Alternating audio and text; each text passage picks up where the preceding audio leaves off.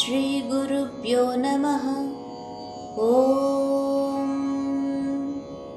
श्री परमात्मने नमः। जय श्री कृष्ण।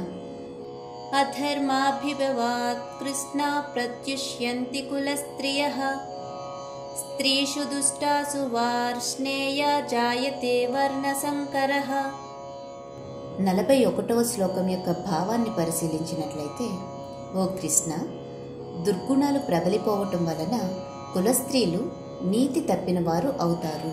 అలాగే స్త్రీల యొక్క అనైతిక ప్రవర్తన వలన అవాంఛిత సంతానం కూడా జన్మిస్తుంది అని భావం. శంకరో నరకాయైవ కులజ్ఞానాం కులస్య చ పతంతి పితరో హ్యేషాం లుప్తపిండోదక క్రియాః. 42వ శ్లోకం యొక్క భావం: అవాంఛిత సంతానం పెరగటం వలన కులమునకు, కుల నాశనం చేసిన వారికి కూడా నరకము ప్రాప్తిస్తుంది. శ్రాద్ధ తర్పణములు కూడా మెల్లమెల్లగా నశించడం కారణంగా భ్రష్టు పట్టిన వంశపూర్వీకులు కూడా పతనమవుతారు అని భావం. దోషైరేతైః కులజ్ఞానాం వర్ణసంకరకారకైః ఉత్సాధ్యాంతే జాతిధర్మాః కులధర్మాశ్చ శాశ్వతాః.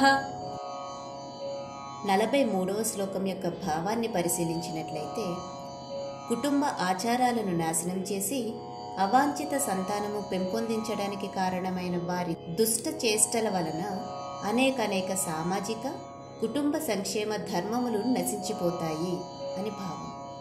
ఉత్సన్న కుల ధర్మాణం మనుష్యానాం జనార్దన నరకే నియతం వాసః భవతీత్యనుశుశ్రుమ. 44వ శ్లోకం యొక్క భావాన్ని పరిశీలించినట్లయితే, ఓ జనార్దన, కులాచారములను నాశనం చేసిన వారు నిరవధికముగా నరకంలోనే ఉంటారని నేను కూడా పండితుల నుండి విన్నాను అని భావం. అహో బత మహత్ పాపం కర్తుం వ్యవసితా వయం యద్రాజ్య సుఖలోభేన హంతుం స్వజనముద్యతాః. యది మామ ప్రతీకారం అశస్త్రం శస్త్రపాణయః ధార్తరాష్ట్రారణే హన్యుస్తన్మే క్షేమతరం భవేత్. 45, 46వ శ్లోకాల యొక్క భావాలను పరిశీలించినట్లయితే, ఎంత ఆశ్చర్యం! దారుణమైన పరిణామాలు కలుగజేసే ఈ మహాపాపం చేయటానికి మనం నిశ్చయించుకున్నాం.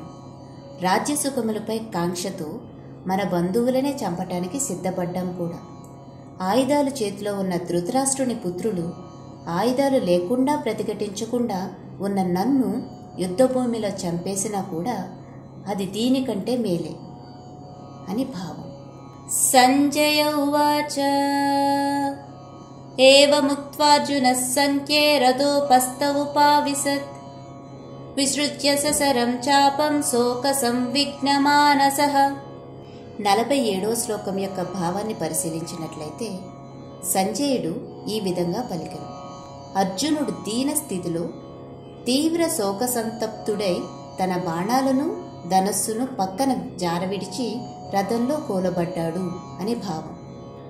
ఓం తత్సదితి శ్రీమద్భగవద్గీతాసు ఉపనిషత్సు బ్రహ్మ విద్యాయాం యోగశాస్త్రే శ్రీకృష్ణార్జున సంవాదే అర్జున విషాద యోగో నామ ప్రథమోధ్యాయః. ఈ వీడియో గనక మీకు నచ్చినట్లయితే లైక్ చేసి షేర్ చేయగలరు. Thank you.